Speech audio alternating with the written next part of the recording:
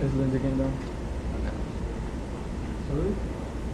I didn't talk to her. Why, you have an exam again today this week or something? No.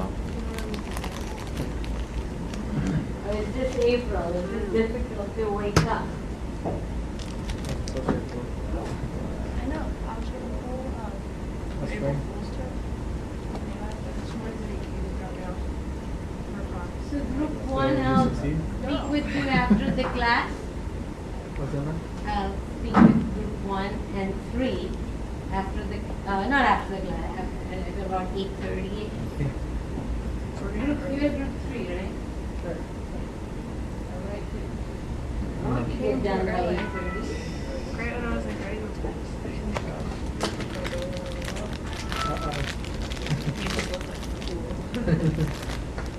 I'll take care of it.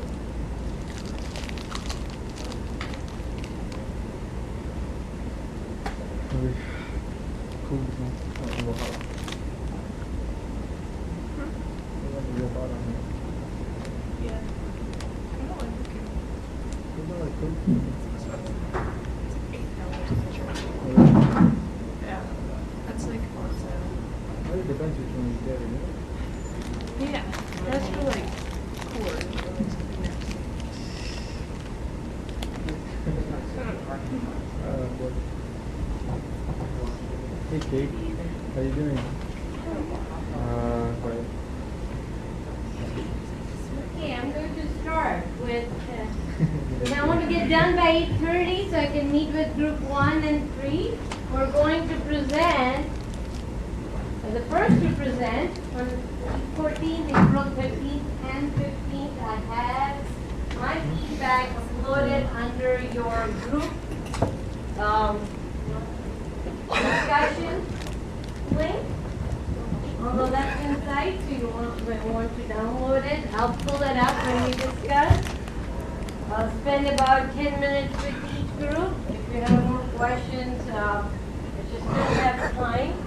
One of the group wanted to meet with me, Alex's group, the Microsoft group. I will see if we have time today at the end of the class we might be able to meet because we're meeting the users soon. But I intend to meet with group 1 and 3 today, and then I'll meet with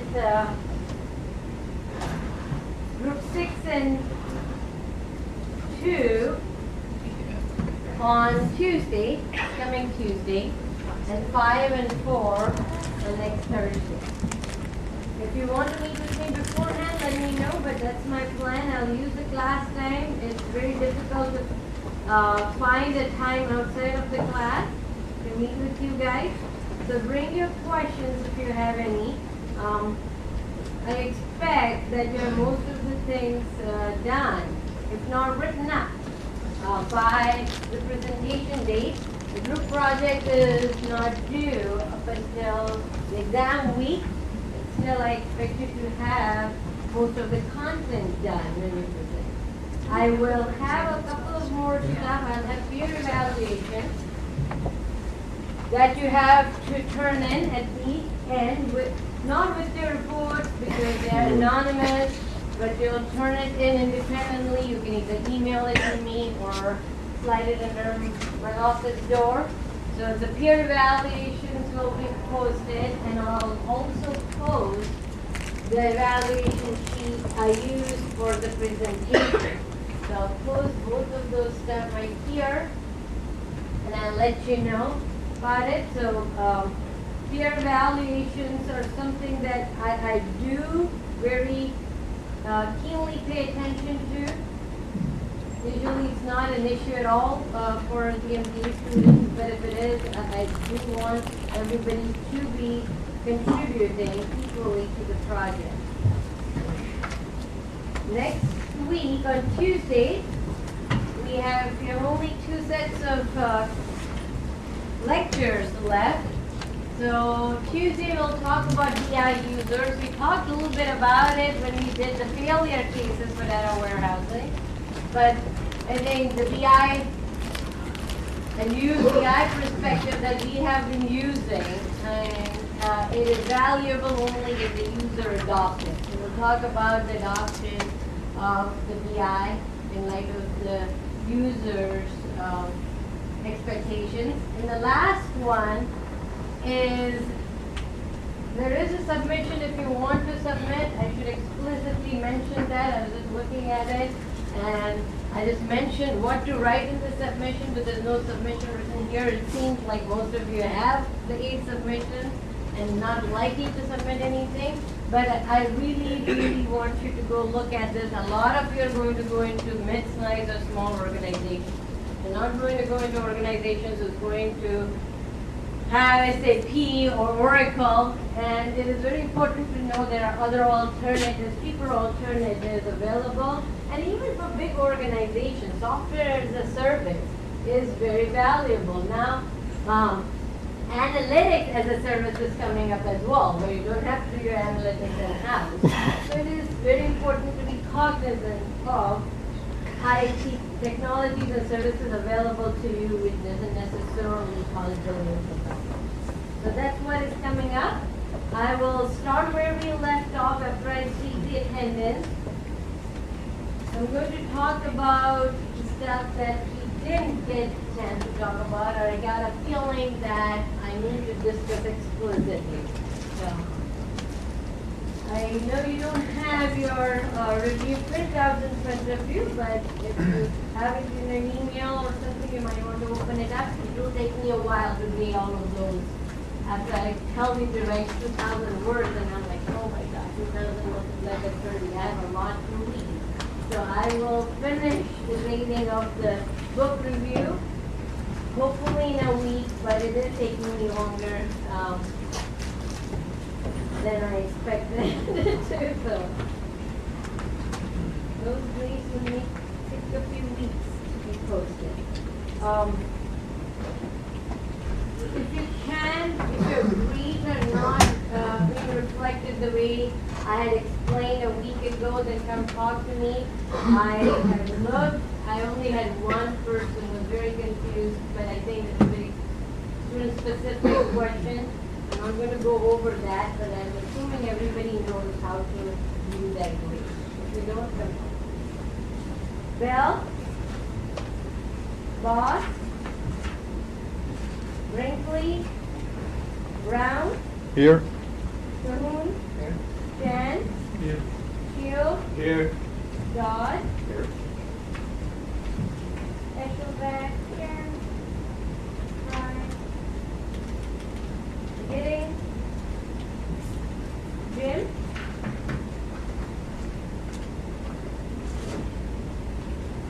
Harry Gentry,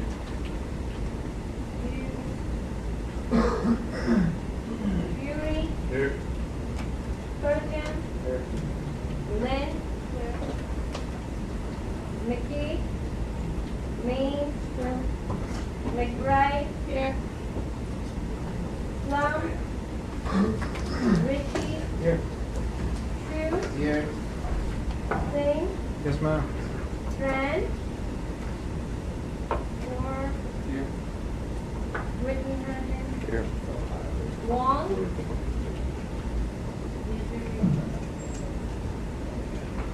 Okay, so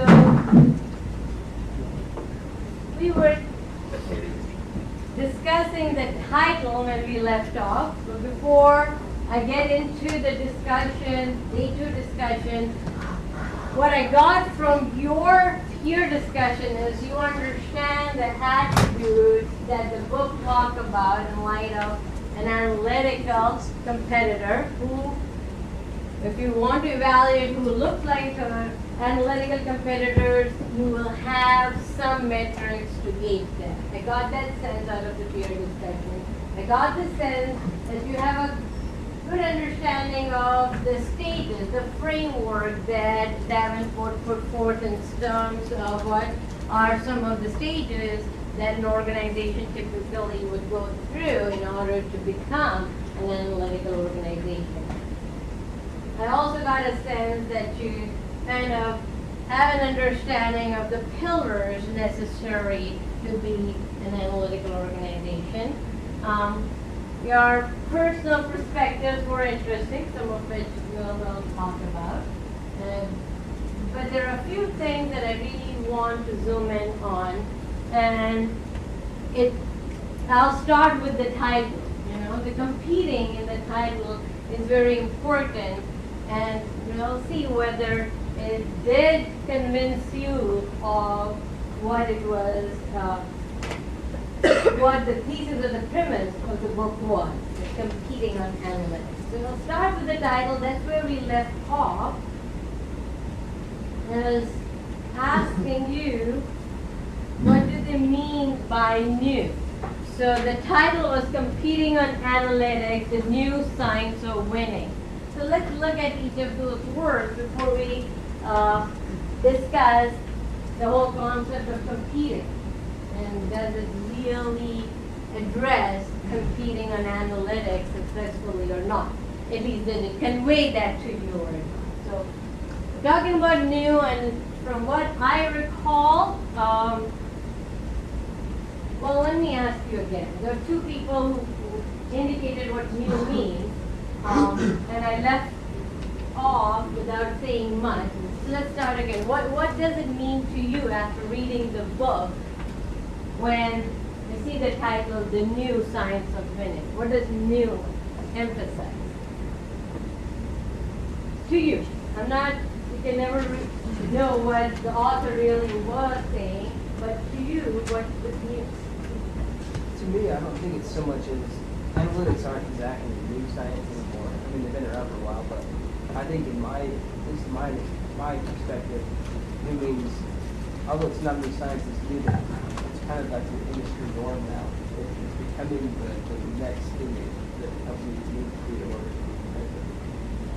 So you are saying the new is in relation to the science.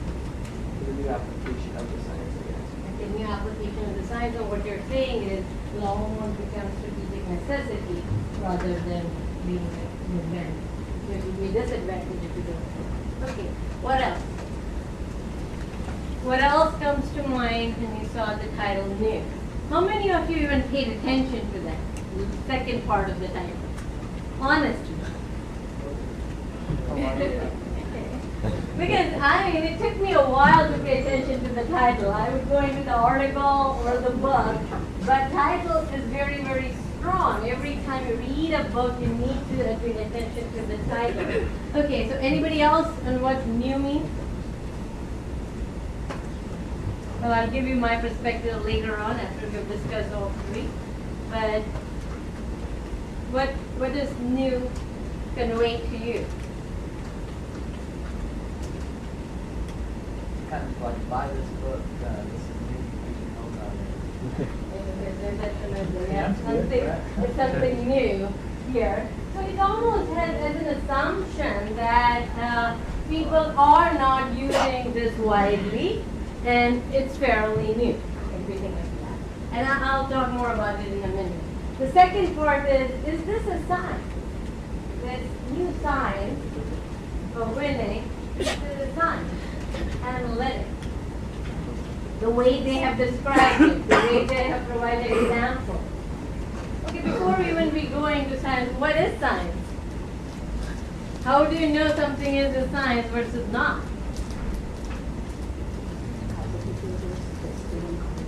What's that?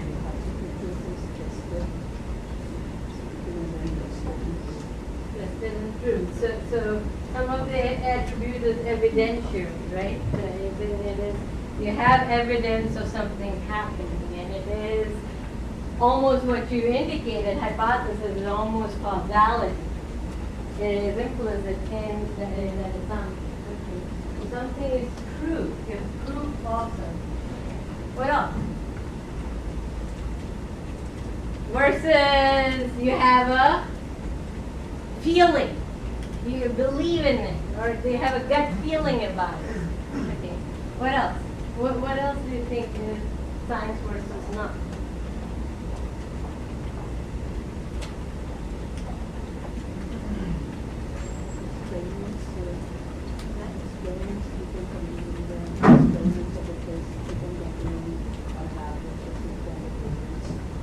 The customer capability. Yeah.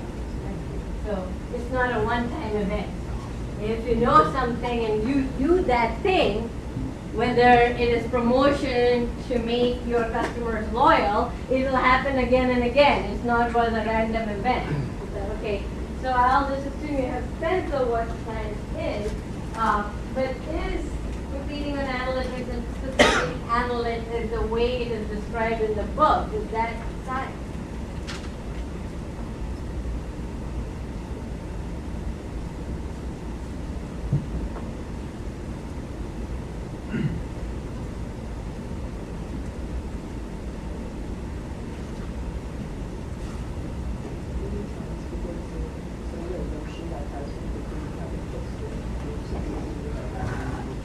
Was that? Some of the assumptions that have been taken in order to do this mathematical basic assumptions that goes into using or implementing the five things Okay, so it helps with what? The analytic helps in your content. What will it help you with? Yeah.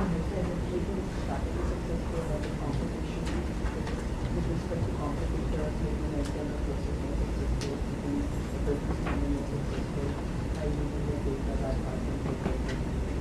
Okay, so analytics gives you the proof. Right? That's what you're trying to get at. What else? Is analytics, the way it's explained in the book, fits the label of science? I think the way that you can use analytics to make fact-based decisions, which is kind of scientifically, like that's a scientific model.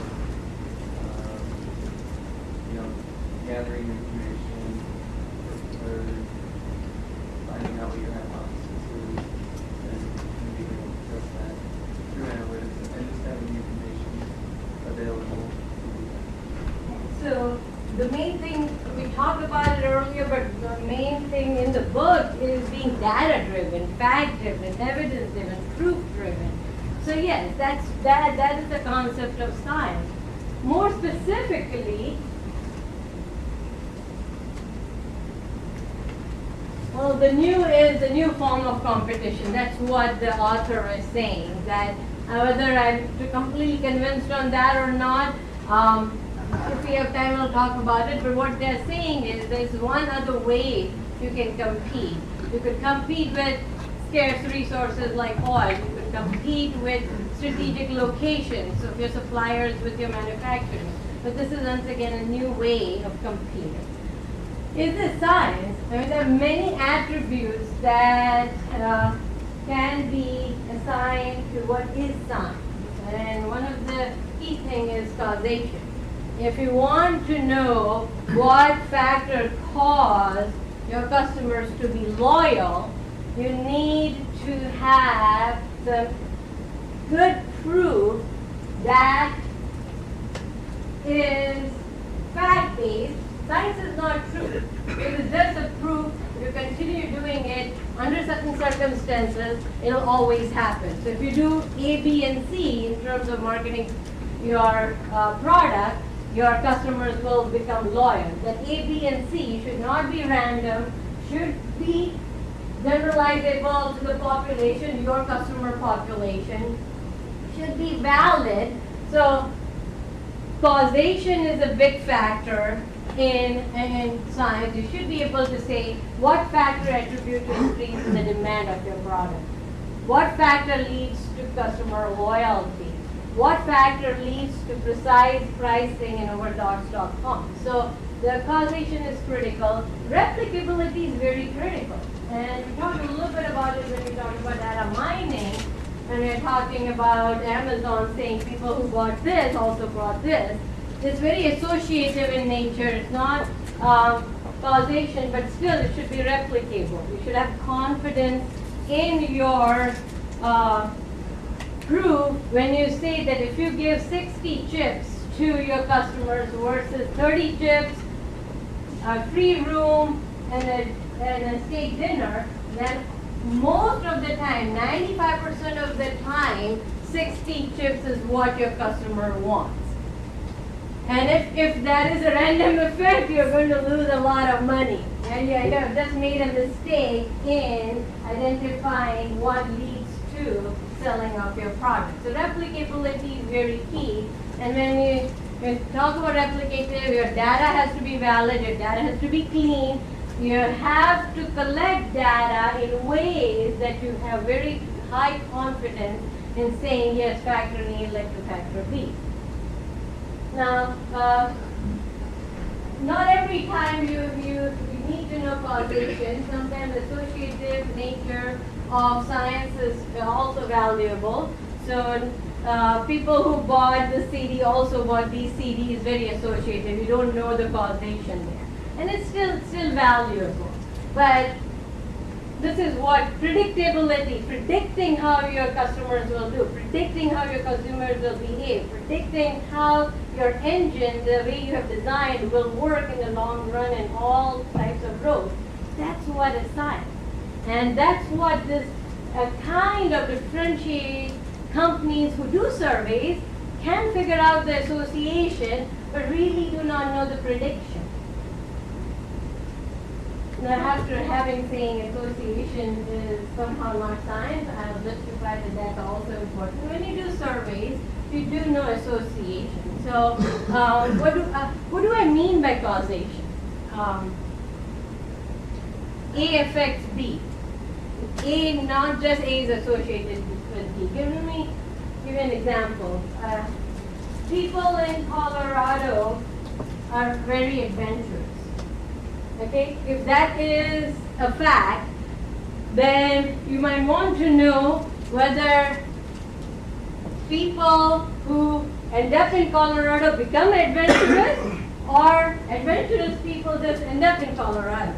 You know, we don't know. We just know that people in Colorado are adventurous. I mean, that is a good piece of information and can be helpful, but causation would say what causes one thing, what causes something to happen. So if you have factor A, it leads to factor B. Factor B leads to factor C. And association is that whenever factor B happens, for some reason factor A and C are also present. Which doesn't help with demand prediction, doesn't help with forecasting, doesn't help with really profiling and predicting the behaviors of the consumer. So when I think you read in the book, I'm pretty sure they used the word experiments. Netflix used experiments. Horror used experiments. And they use experiments to drive at the causation. When Netflix has the 3 types of movie previews, one set of customers don't get any previews. One set of customers get previews one type of previews, and third set of customers get different type of movie previews. So that is the factor. In one set, there are no previews, absence of factor A. In other 2 sets, the factors are present, previews are present, and then you observe the behavior. And you can tell what that presence of previews helps with customer loyalty or buying more movies or getting more CDs or whatever they're trying to predict, because you have controls. You have controlled a set of customers by not providing them with any previews. So you can easily say there was a factor present and absent and then observe their behavior. So when social sciences, human science is not perfect. Humans are not predictable by nature. But you try to predict as much as possible by conducting experiments. So yeah, you can, and that I don't know whether they drove this message or not. Surveys have been done extensively in organizations, but in not experiments or not so much. My other question, one question is why did they conduct experiments in Netflix and horror by designing experiments? Why didn't they just not ask the consumers what they want?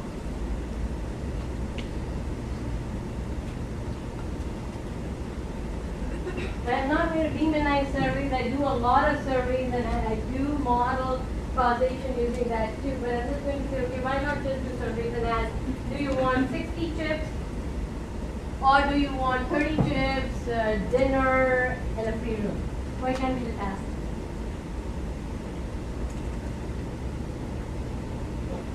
Well, often with the survey, you might get a different result than it's going to be the true result if it was actually put in practice. So if someone was going to act, they might actually act differently than they say they're going to act. Yeah, why is that?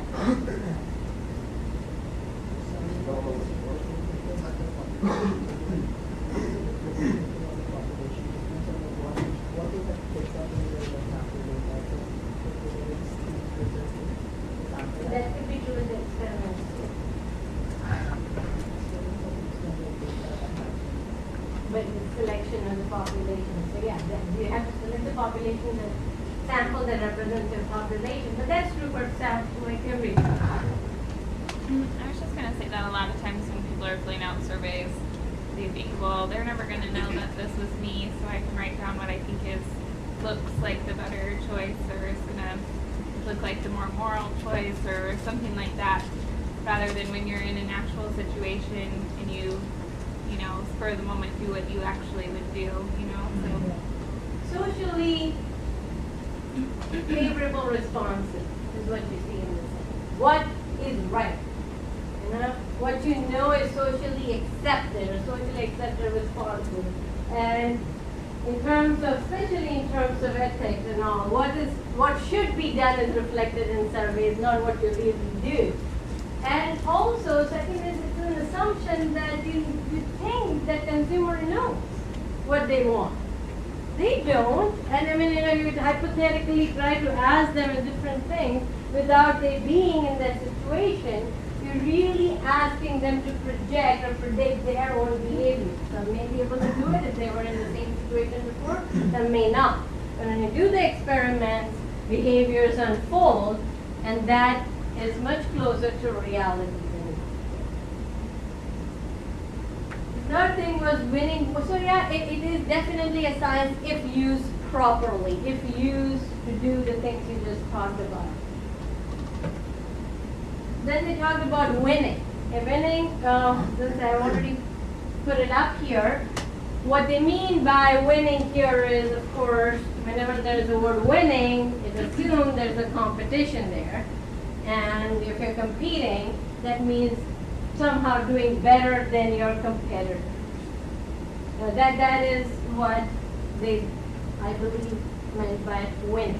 So now when we are talking about winning, so then you talk about competition, it brings us to the, I think, the main and the central question for this book. But before we get to the book's way of viewing competition, tell me on what basis do companies usually compete? Think of any company, what is the basis of their competition? Think about a sports team, New England Patriots. What do they compete on? Cheating.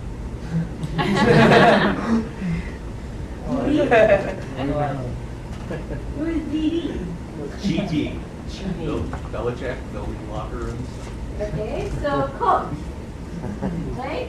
So, well, I thought it would be Brady, but obviously it is the coach that's more important. But no, really, it is the coach. So you're talking about a good coach, right? Competing on a good coach. Okay, that is one source of competition. What else? What else do they compete?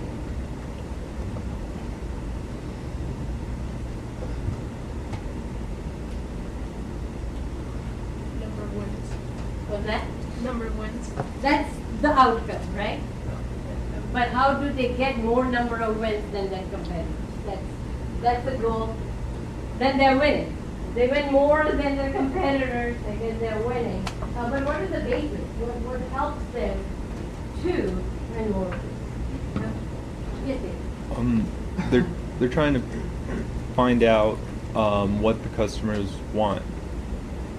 They're trying to predict what's going to happen in the future. Okay, so that's a simpler thing. Customer wants them to win, right? So what is the source of their winning? Your money, your capital resources, good. What else? Yeah, so what is the human resource? Personnel.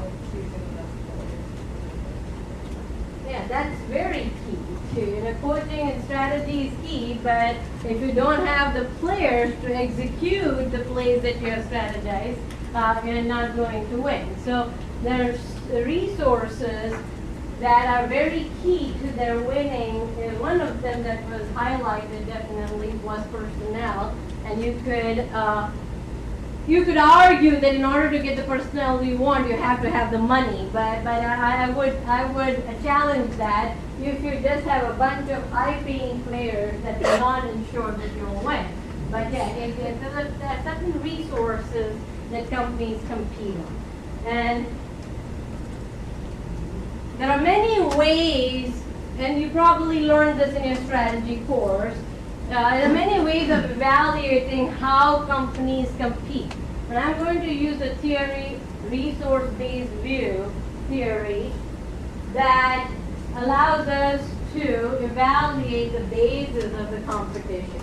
Basically, this resource-based view says that there are certain resources that are called BRIN resources that are key to gaining competitive advantage, and more important, sustaining competitive advantage. So if you have, in the presence of those resources, you can do better than your competitors.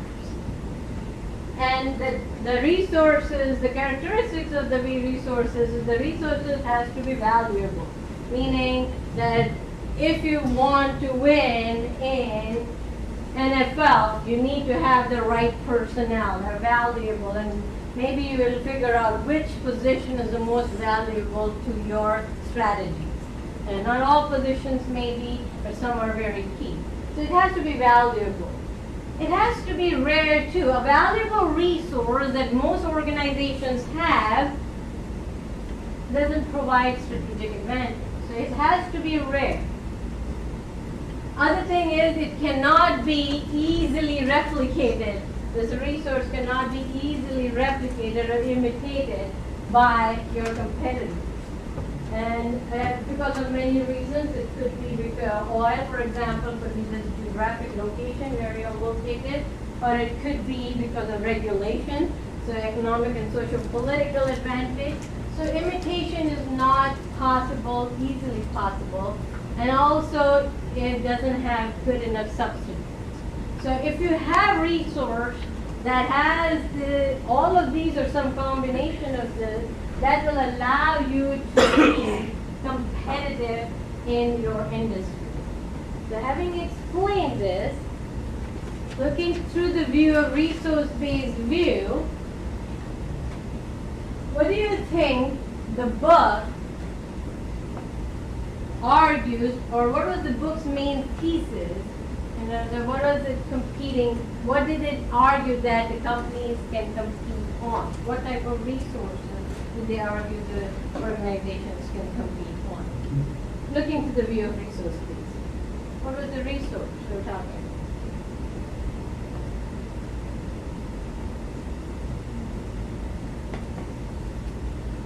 If there wasn't anyone, then they shouldn't be really saying competing on analytics.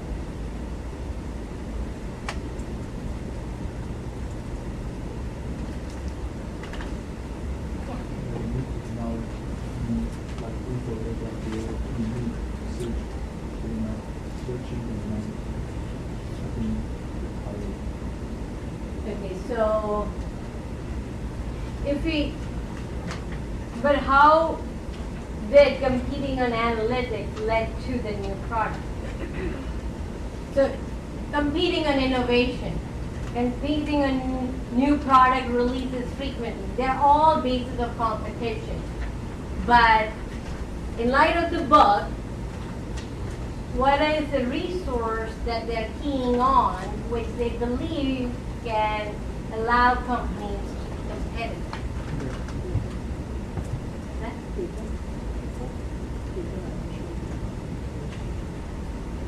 data, okay, is dispossessing data enough?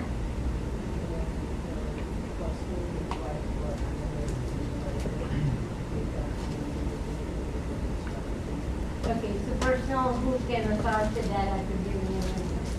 You can consider that. How about the skilled labor, the people? Basically, who analyze the data. Okay. That So makes how- it to have an advantage from other people. Like, it's different. Me and Kate is different.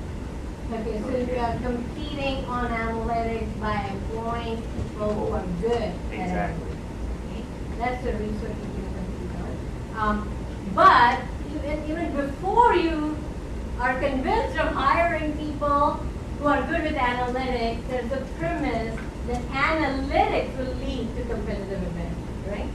That's a given in here. The analytics can provide a competitive advantage. What is it about analytics that provides a competitive advantage?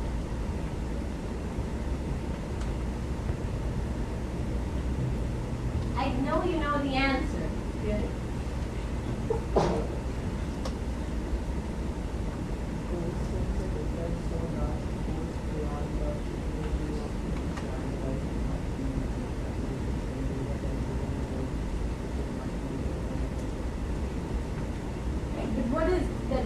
What is the end product? It is the technology allows you to do that. It is the insights or the knowledge gained by analytics. You would know something that your competitor does not know. That's rare, it's valuable, not immediately, hopefully immutable. Substitution is invalid. But you have a piece of knowledge through analytics. Hara knew something about their customers that their competitors did not know. That's the reason. And in the book, the CEO of Vertex, he actually was a high-profile C-level member of Eli Lilly or some other pharmaceutical company. He created his own company. And he says what you need in this business, in the pharmaceutical business, is more information than the other guy. Not smart, not more intuition, just more information. And that's the resource that the book is keying in on. The resource-based view, if you extend it to knowledge-based view of the firm, which is what Prahlad and people who are came up with the core competency papers are calling who's competing on analytics on, that you compete based on your knowledge assets within your organization. If you can innovate, underlining premises, you have the intellectual property, you have the ability to create new products, which is completely associated with having knowledge. So firms are competing on knowledge. The knowledge-based view of the firm is what it is. What the book is arguing about. So if you know something about your customers, your engine, your employees, your personnel that your competitors don't know, then yes, analytics can help you not only gain the advantage, but sustain it. And that's what I was asking you when we discussed Hara's case. Can Hara sustain? Of course, it did gain competitive advantage. It was very obvious from the case. And then at the end, I asked you, can it sustain the competitive advantage? And the answer is, if they continue to know more about their consumer than the competitors, then yes, they'll sustain it. If there is a plateau where everybody knows everything about their consumer, there's no differentiation. The competing in analytics is basic on the premise that you are able to gain insights about your business, whether it's consumer, whether it is your machines, whether it is your product, whether it's your market, your employees, something about the key resource for your organization that your competitors don't know. Okay. So things we kind of didn't talk about is we did for the tangentially, but it didn't come out in the discussion is there are barriers to competing on, to be an organization that can compete on analytics. If it is a difficult thing to do, then in itself, competing on analytics is a competitive advantage. But you'll assume that it is new and it is painful, and eventually people will learn how to compete in analytics. But currently there are barriers to competing in analytics. What are some of the barriers, enemies, challenges to competing in analytics? Like the book talked about, or anything that you can think of?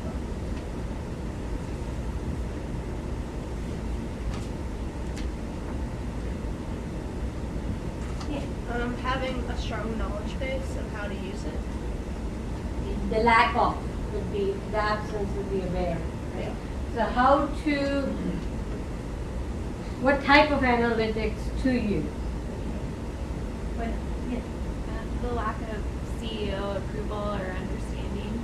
Okay, so not having the sponsorship of the key people. And what else? Cost. You get over most of those, you can afford it. So it is costly, it is, especially cost of failure would be very high. Anything else? The worst thing is people's own mistakes and their own stupidity. It's nothing else but, them. They, sometimes you just need to look yourself in the mirror and be like, oh yeah, I'm dumb. So being dumb So. will be another barrier. Yeah, because if you cross lines and do things you shouldn't do, and if that's your choice, then you're gonna have to live with it, regardless of how you did it. Yeah, but Nothing then else Andrew matters. came You can't and blame other said- people for doing things. It's you. If you do it, it's like, oh, I killed this guy because I didn't think I'd get caught for killing him. No, you killed this guy. That's what matters. It doesn't matter where it was going to go down or how it was going to go down. If you choose to do things and it is exposed, then that's you. That's all you. So Well, I don't know it's about not, exposure, I don't know not if it's doing. about knowledge. It's more about a lack of intelligence on the firm level. And ethical choices and decisions, and setting yourself up for failure yourself, all yourself. Reaching into the data mines, doing something you shouldn't do, doing something you shouldn't do again and again and again, and having it be the exact thing that may be proposed by the customers. You're dumb, you need to admit it, and whatever you do probably won't work. Well, IBM did it more and more. If you look back, IBM did it. I wouldn't say Microsoft is doing it, but they have a lot of money, but they have been in that frame of reference. So getting into a comfort zone of doing things that have worked in the past is nothing new. And that's why it is the smaller firms, the agile firms are able to compete and compete with big firms like IBM and Microsoft. Habit is a key to competing on analytics. If you are used to making decisions with intuition and gut feeling, and you believe that it has worked, Palco, it was whatever that company is, at least in the book it was called Palco. It is, you could see the pains it has to go through. It didn't even realize it was losing a lot of money. Andrew, when he came and presented the Birch Company, you would think, why would a bunch of people who are bankers will be in such a position that they're losing a lot of money when they should, at least being bankers, should know this is not working for you. So it is nothing new. It happens again and again. It's a habit. And that needs to be changed. My father-in-law, I set up the online banking stuff for him, but he's always gone to the bank. And he feels secure going to the bank and finding out what the status of his savings, or the online thing scares him. So they have been doing this for 30, 40 years. To do things differently takes a change. And the change needs to happen in a variety of different ways. There's a change management domain, but organizations are used to making decisions in intuition and reflection. That needs to be changed. Nothing to analyze. If you don't have the data to gain insights from, then you can have all the good people who can analyze your stuff, you can have all the tools, you're not going to get the insights that will lead to competitive advantage, but that will lead to you knowing something that your competitors doesn't know. So Netflix and horror, if they didn't conduct the experiments, these are not embedded within the transactions. They conducted experiments to collect key data that will help them to gain advantage. So you need to have that data in order to even compete on analytics. No demand for it goes back to the habit. If you have great analytics, if you're not going to act and react on it, the key decision makers don't feel the need for using the analytics, then no matter how good your analytics are, it's not going to help you to compete on analytics. You have the information, but it's not applied. No patience for it. It is a tedious job. Conducting experiments over and over again, knowing what the consumer behaves, how they behave over time. It's not a one-time thing.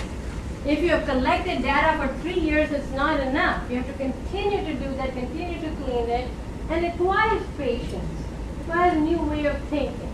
So there are institutional barriers that are more key to competing on analytics than the technical barriers. So I think technical part is the easy part. How to build a data mart, or how to do data mining, and how to have people who can do data mining is the easier part. The institutional change is the harder part. And there are unknowns. And people should be apprehensive before they dive into this. They should know what the costs are. They should know what is the piece of knowledge that is going to give them the resource that is close to the RIN. If you after doing a great amount of analytics, you come up with a very commonsensical knowledge base, then why do all that stuff if it was a common knowledge? So you have to make sure that you're finding out pieces of nuggets that will allow you to be competitive. Otherwise, you're just wasting the money. And there is going to be resistance, and you need to have a way to know how you can overcome that resistance. Talk about is who's the audience. For most of you say it's CEO, high-level executives are the audience. And that's why the scope of the book is the way it is. Many of you say it just tells you about descriptive things about analytics, how analytics were done in a company. And that's the purpose. It's an inspirational book. It inspires you to say, oh, this can be done, this has been done, this can be done in my organization. It is not a book that focuses on, okay, tell me how to do it. It is focused on CEOs who hopefully are the ones who are inspiring their organizations to go in some direction. So the focus was inspiration, the focus was description, not prescription. There are books which are prescriptive in nature, but this was, the audience was senior leadership who have power over resources so they can direct the company in the direction they want. What are some of the key attributes of the audience, the CEOs, the audience who will be reading this book? What are some of the leadership qualities that you look for that type of people who are going to lead the company? One key is vision. One key is vision, and also ability to lead people into it. And that's what the book was trying to do. If they can inspire this bunch of people, it is a given that these people are inspirational within their organization and capable of leading other people in the direction, in whatever direction they feel is right for the company. So vision is very critical in order for the CEO to lead the company well. The CEO doesn't need to know how to. He can employ or she can employ people who can tell him how to, but they need to know where to go. Another thing is also, I don't think, hopefully, it's not that this book convinces the person and they go back home or they go back to the company in the morning and say, we are going to do analytics. It's not about believing, and many times the inspirational leaders led to believing, and that is very dangerous. It should be also data driven. They get inspired and they say, okay, let's try this out in my company. With one unit, with one thing, let's see whether it works for us and how it works for us. But there has to be proof of concept before they can dive into it. But the book was just a starting point, giving them inspiration to at least start doing some analytics within their company. And I do not know whether this quote was in the book or not. This is a fairly popular quote. The retired CEO of Sara Lee Bakery had a sign on his desk. It says, "In God we trust, all others bring data." So that is a type, even if it's not that we are just going to start doing analytics, but rather, okay, let's collect this data, let's see what happens, let's figure out what data we need, and see what works for us. Role of information technology. Implicit, hopefully that was not something that, given that we have read before about data marketing, data cleaning, it was obvious, but otherwise it was quite implicit, you did it. Well, the main key component of information technology in the system here is information. Clean data that is provided allows you to collect that can be handled. There are prescriptive books that can help further. This is a starting point. Give you the key words that you can search on.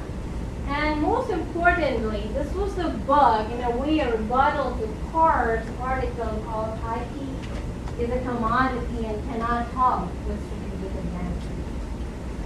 As an indirect approach, the technology was not the center of the book, just peripheral, but it was making a case through examples that IT can help to gain and sustain compliance.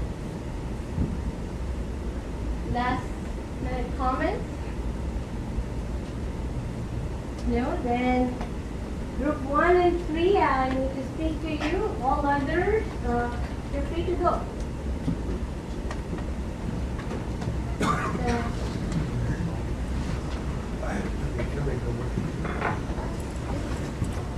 You say that, and then you will.